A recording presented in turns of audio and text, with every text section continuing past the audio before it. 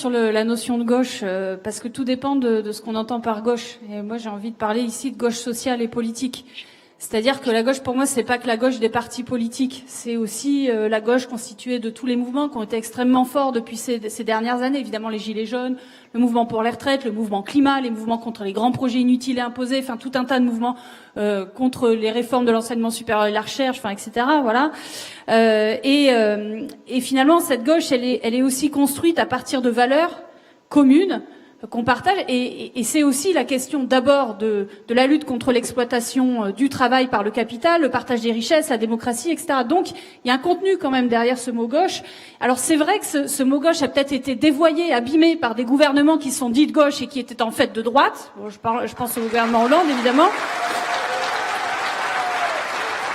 Mais voilà, est-ce une raison pour repousser ce mot gauche? Moi, je pense pas. Alors, la question de la fédération populaire, ça peut être porteur, mais je pense que c'est pas suffisant. Ça ne dit pas, pour moi, ça ne dit pas les valeurs, le projet qu'on va porter au nom du peuple. Et il peut y avoir plusieurs projets portés au nom du peuple.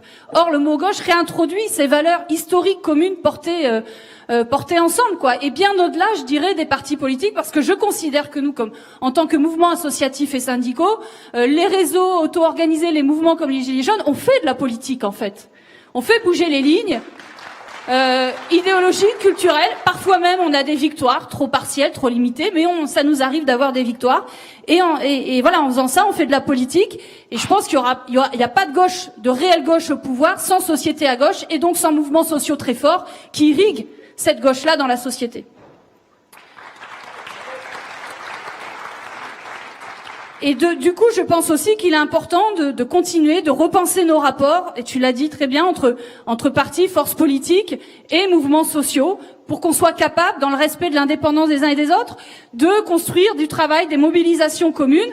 Et quand je dis indépendance, ça n'empêche que on le sait ici, je suis sûre que c'est le cas d'une majorité, il y a plein de militants qui sont à la fois dans des partis politiques, dans des associations, dans des syndicats. Ça n'empêche absolument pas ça, mais je pense pourtant, en tant que structure, je pense que cette question de l'indépendance, elle est importante, sans pour autant, je dirais que ça n'empêche pas ces mobilisations, ce travail commun qu'à mon avis, on ne fait pas encore suffisamment, quoi. Et dernière chose sur le mot gauche, je pense que, de mon point de vue, il faut y associer l'idée d'écologie. Pourquoi? Parce que la gauche, historiquement, elle a pu aussi, une partie en tout cas, soutenir le productivisme, soutenir que la domination de la nature par l'homme, soutenir que la production pour la production et que la croissance matérielle et énergétique au niveau global était favorable au bien-être général. Je pense qu'aujourd'hui, on est rattrapé par les limites de la planète, qu'on ne peut plus penser comme ça à gauche, y compris pour des questions sociales. Je pense que l'écologie est une question profondément sociale aujourd'hui, et donc je pense qu'il faut y associer les deux, c'est-à-dire à la fois la gauche et à la fois l'écologie politique pour construire un projet porteur pour la société. Et quelque part, je pense cette alliance entre préoccupation de fin du monde, on en a parlé au débat tout à l'heure, c'est ce qu'on a essayé en tout cas nous de construire dans Plus Jamais Ça, en partant du contenu. C'est-à-dire que l'unité, comme tu disais, unité ok, mais sur quoi? Et donc, on est parti, de mon point de vue, sur des bases de critique radicale systémique, c'est-à-dire on a une crise du système, on veut changer de système. À partir de là, on construit sur le contenu, on a fait un appel, on a fait un plan de sortie de crise, etc. Et nous rejoint, et pourtant, on a réussi, je pense, à avoir un arc de force relativement large du point de vue associatif et syndical, en dépassant très souvent nos cultures, nos approches militantes, réunir CGT, Greenpeace, FSU, Oxfam, Attac, etc. C'était pas évident au départ. Et on y est arrivé, je pense, c'est sans doute, de mon point de vue, parce qu'on est parti du contenu, avant de se poser la question des organisations, et de nos logiques d'organisation. Et pour finir sur, parce que évidemment la question est posée, sur, tu parlais 2022 et les échéances électorales.